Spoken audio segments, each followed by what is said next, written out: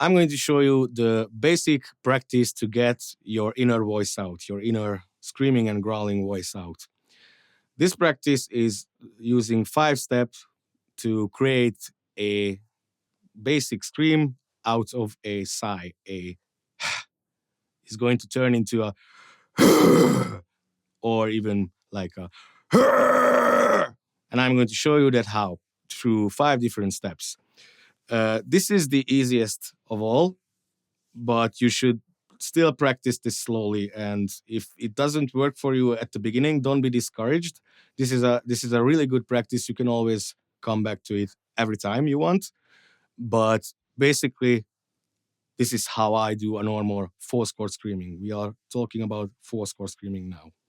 So the first step is doing a sigh. Remembering that when you go home and you have a toddler and it shit into the middle of the apartment and you are frustrated about that and nobody walked the dog, so the dog shit next to the toddler's shit, and now there's 2 shit in the middle of your apartment and you have to clean that up, and you get home from work and you're like that frustrated sigh, that what you're hearing here now is basically my false chords, but I'm not bringing any voice into it.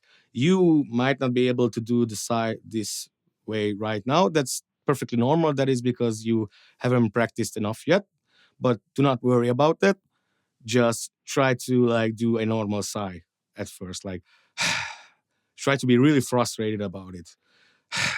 The second part is trying to take a longer sigh out, like or like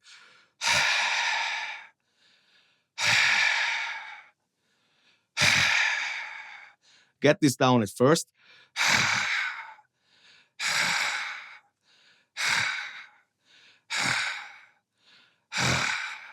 Several times even.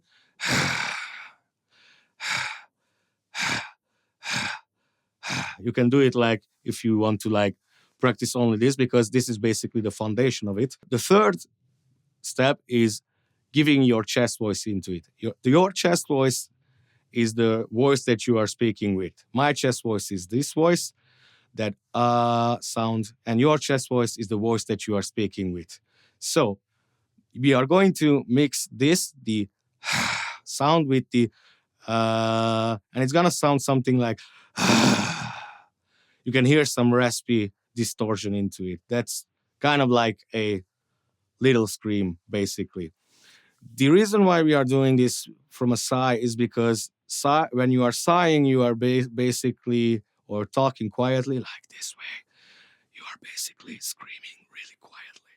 And in this technique, you are basically using your false chords the same way, but like only just like much softer way or a much less powerful way.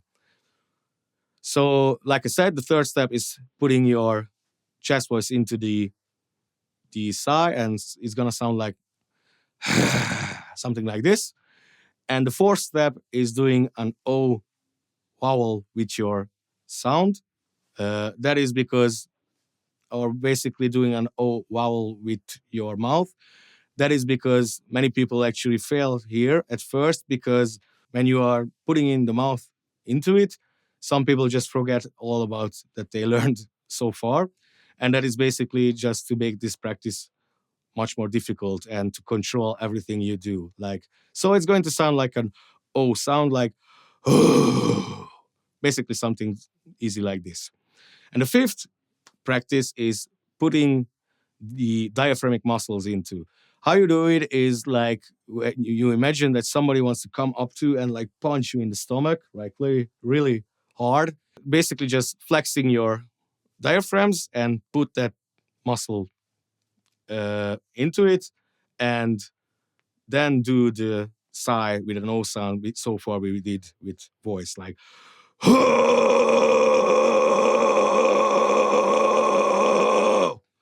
that is basically like a normal false chord screaming I would do. Yours might not sound the first time like this. It might be much more breathy, like or something like that.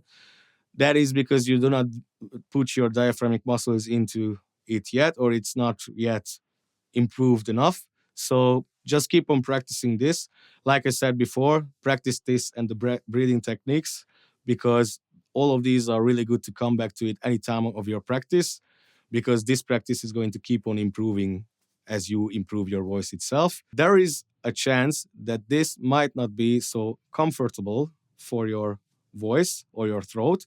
That is because you are not really a false chord screamer, you are more like a fry screamer.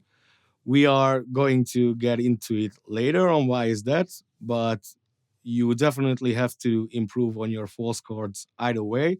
So there is a chance that this might not work as well for you, or this isn't so comfortable for you, but then try to practice it like really slowly, all of these. Still practice it, but really slowly. And if it feels like your throat is soaring, then stop for a bit and come back to this practice later, even if it's after like 5 minutes at the beginning. It is going to improve, trust me on that.